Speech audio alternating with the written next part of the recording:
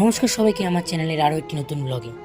আজ আমি চলে এসেছি কলকাতার বুকে এক টুকরো পিরামিড বা বলতে পারো মিশরে। সেই সব কিছুই তোমরা এই মণ্ডপে দেখতে পারবে। এই মণ্ডপটা হলো বেলঘড়িয়া 17 পল্লী। এখানে এক টুকরো পিরামিড বা মিশরের রহস্য খুঁজে পাবে তোমরা এই মণ্ডপে আসলে। মণ্ডপে প্রবেশের মুখেই তোমরা দেখতে পারবে এই স্ট্রাকচারগুলো বা এই স্ট্যাচুগুলো, যেগুলো আমরা সাধারণত মমি বা পিরামিডের সিনেমায় দেখে থাকি। এরিয়া যদি বলি তাহলে কিন্তু অনেকটাই জায়গা নিয়ে এই মণ্ডপটি তৈরি করা হচ্ছে। আর এখানে যদি লক্ষ্য করো, মহামের যে স্ট্রাকচারগুলো রয়েছে সেগুলো কিন্তু এখানে তৈরি করা হচ্ছে।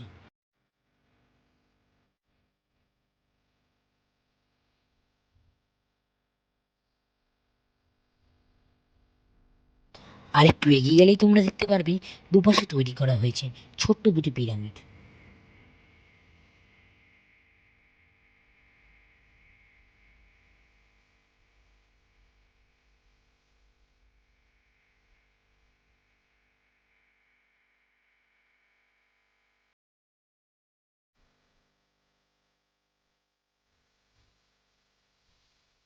মরুভূমিতে যেই টাইপের খেজুর গাছগুলি থাকে সেগুলো কিন্তু আমরা এখানেও দেখতে পেয়ে যাই।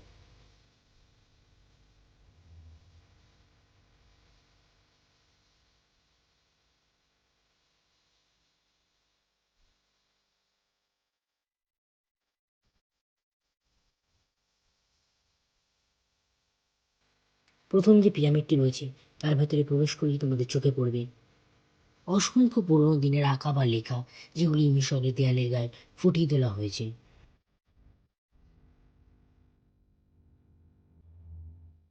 এখানে শিল্পীরা কিন্তু খুবই ব্যস্ততার সঙ্গে হাতে চালিয়ে কাজ করছে, কারণ হাতে গোনা আর মাত্র কয়েকটা দিন। এপাশে কিন্তু রয়েছে খুবই সুন্দর একটি বড় স্ট্রাকচার।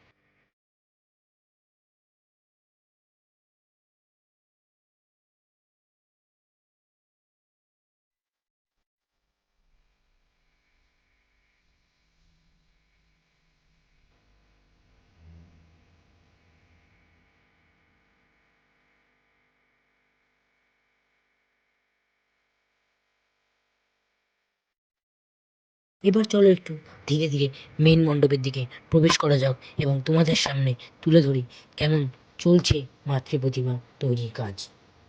ভেতরে প্রবেশ করতেই তোমাদের চোখে পড়বে সুবিশাল মাতৃ প্রতিমা। মেন মণ্ডপের কাজ কিন্তু এখনো অনেকটাই বাকি রয়েছে।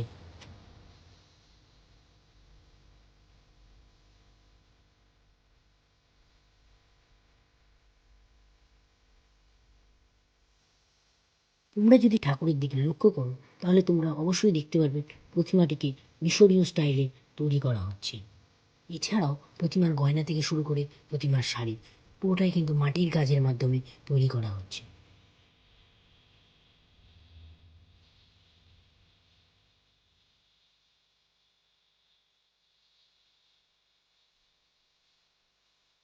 মণ্ডপের বাইরেও কিন্তু আমরা দেখতে পারবে খুবই সুন্দর লাইটিং এর কাজ। আজকের মতন ব্লগটি এখানে শেষ করলাম। ভিডিওটি ভালো লাগলে অবশ্যই সাবস্ক্রাইব করবে, কমেন্ট করবে অ্যান্ড শেয়ার করতে একদমই ভুলবে না। চ্যানেলে এরকম আরও নতুন নতুন ভিডিও পেতে চ্যানেলে চোখ রাখো।